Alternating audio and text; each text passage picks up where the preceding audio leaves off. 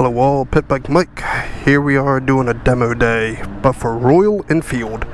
This is for a request from my little brother because he wanted me to take a look at the Continental GT 650, which is kind of fancy looking. So, do a quick little walk around of this bike so y'all can take a look, see, you know, that nice 1960s, 80s, something like that technology.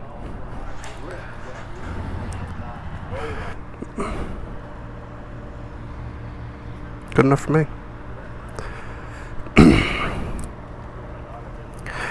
Alright, so here we are on this Royal Enfield. One thing I'll definitely say, it's kind of like a little bit more hunched over than my Z900. Definitely, like, with the peg placement and like how the gear shifter is, it's high up. Like, I would have kind of expected it to be more low down to, like, you know, like a crotch rocket, you know, boom boom boom. But up here it's definitely a little high, but I don't know, we'll see how it is once I'm actually riding, how it feels. So once we get on the road, we will see what happens. But because I like being, you know, early in the morning, get stuff done, you know, so it's going to be me and the main person today. So it should be interesting. Fired up. It might be in gear. Yeah, it's in gear because we're on a slope. Mm-hmm. As long as you have the clutch in, it'll be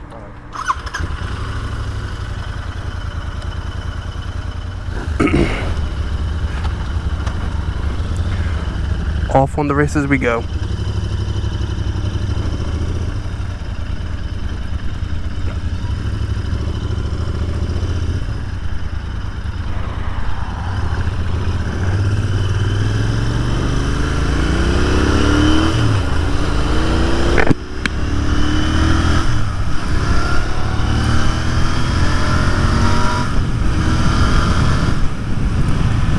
Alright, first impressions of being on the bike. The gear shifter is very smooth. Very surprisingly how smooth it is, but very smooth. There is not a lot of horsepower. I will I'll post, like, I guess a photo of the board that I took a photo of because I didn't really have time to try to memorize it, but it's only like 40 something horsepower on the on the 650.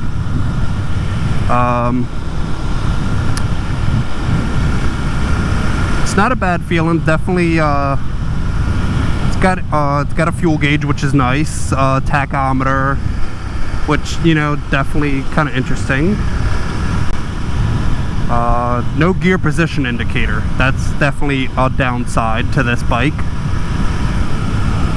But it feels pretty good so far, you know, for being an older style bike.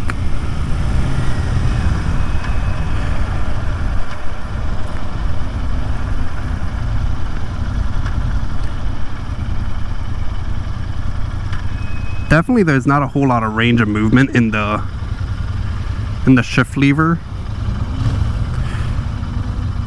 At least going down. Going up it has a little bit, but goes into neutral really easily.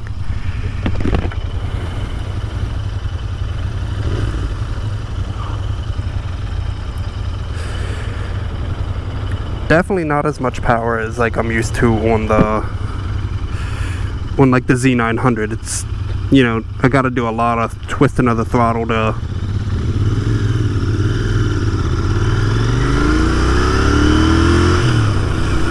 kind of get it going. Feels kind of neat though. Like, I'd be a liar to say if it didn't have like an interesting feeling to it.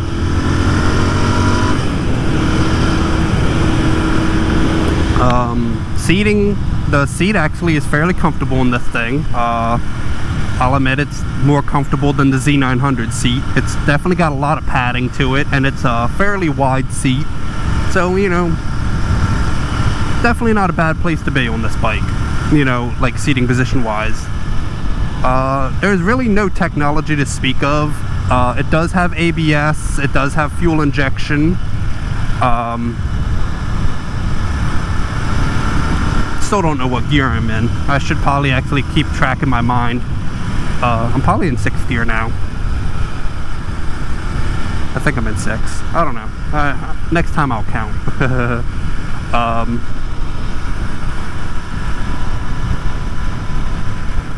But all in all, it feels pretty nice. And with how humid it is out today, actually being out on a bike that doesn't have fairings and stuff, it's pretty nice. I really can't complain.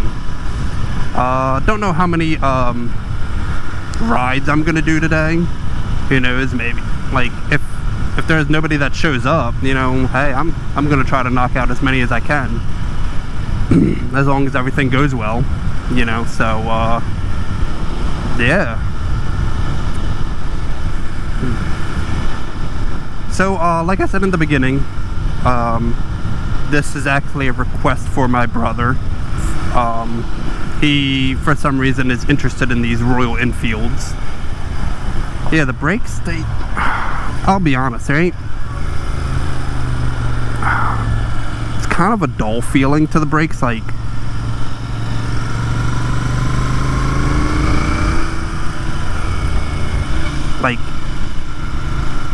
I'm trying to think of how, like, to describe it. It's...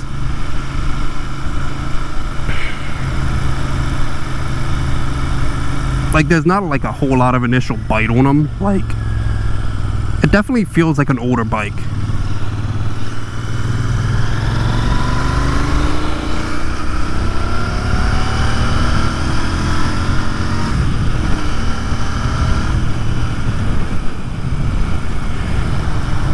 But all in all, though, like, I don't know what I was expecting, but it's decent. It's a pretty decent little bike. But so going on. This was a request. I don't know why he's interested in these. Maybe he just likes the retro aspect, but it's not bad. You know, he's about 6'1", so he's definitely taller than me. And like, this isn't bad for, you know, being a 5'9", you know, 69 inches. Let's just go 69 inches, because that's what I am. 69 inches and I'm proud. Yeah, it's not too bad. It's got just enough technology to make it, you know, to where you're not having to mess with carbs, but you still get that old school bike feel, which is kind of nice. It's actually really nice, to be honest. I can't complain. One thing I'll definitely admit is that the tires aren't very big on these things. They're definitely narrow-ish tires. I'll have to see if I can get you all the specs on them, but I don't know, it's definitely weird, because, like, you know, since I'm so used to being on, you know, like a higher cc bike that has a lot of power and they have nice wide tires, I don't know, it's kind of interesting being on small skinny tires on this size of a bike, which this bike is about 400 pounds supposedly. One thing I'll mention that's interesting, I know I'm bouncing around topics, but you know, you know how you all like these last minute videos that I do. These are almost like clip-ons, you know, because like you have this where it's like the post into there and then it like attaches up underneath the triple clamp right there. It's kind of neat, honestly. So it's kind of like sport bike-ish, which I guess because this is a cafe racer bike, I guess that's kind of why they see it as such, but I guess I was in 5th. Now I'm in 6th? Huh, okay, whatever. I'll figure it out eventually.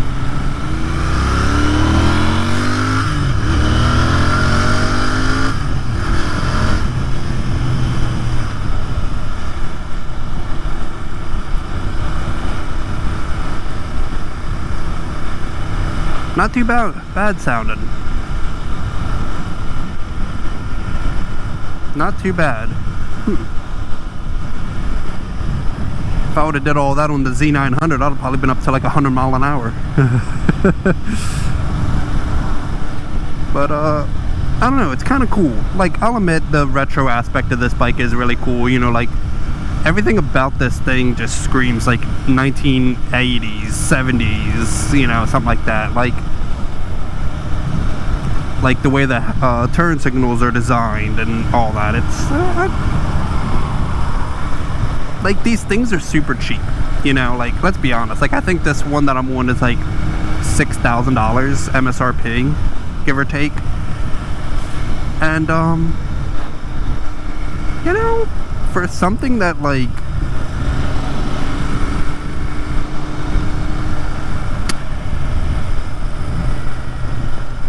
I guess for something that, like, if you're just kind of looking for something like kind of like retro, just to kind of like tool around on here and there, like, I don't know about this being alright, sorry about that. So I don't know about how, like, this bike would be as a daily driver, you know, as like a primary bike, but as like a second, second, just kind of cruise around, almost like, just to kind of like, I don't know, like show off or something like that, like go through like historic areas of like your city or something like that, or I don't know, and just kind of like ride around on an old school looking bike, Besides that, like, I don't know, like, that wouldn't be bad as a secondary bike. I just don't know about a primary bike.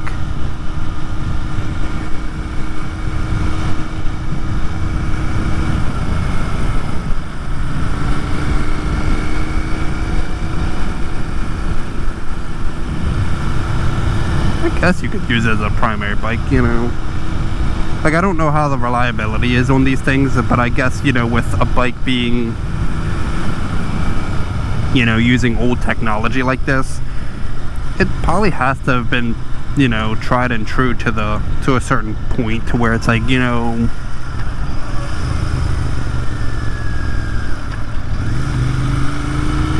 it should be fairly reliable. Should be. So we've been having a lot of rain this week, and it looks like it might rain again. Hopefully, I don't know, we'll find out. Hang on, I think I hear a couple little ticks of something on me. Oh, yep, I'm getting some raindrops. I am getting a couple raindrops on me. If anything gets onto the camera, I am sorry, and we will I will try to remedy that as quickly as possible if I'm able to. Let me take a look when I get a second at this light. It looks like this is going to conclude the test ride of the Royal Enfield Continental GT 650. All in all, definitely pretty cool bike. No real complaints. It has a heavier clutch. I forgot to mention that, but it's not bad. It really isn't that bad. So yeah, let me end it off here.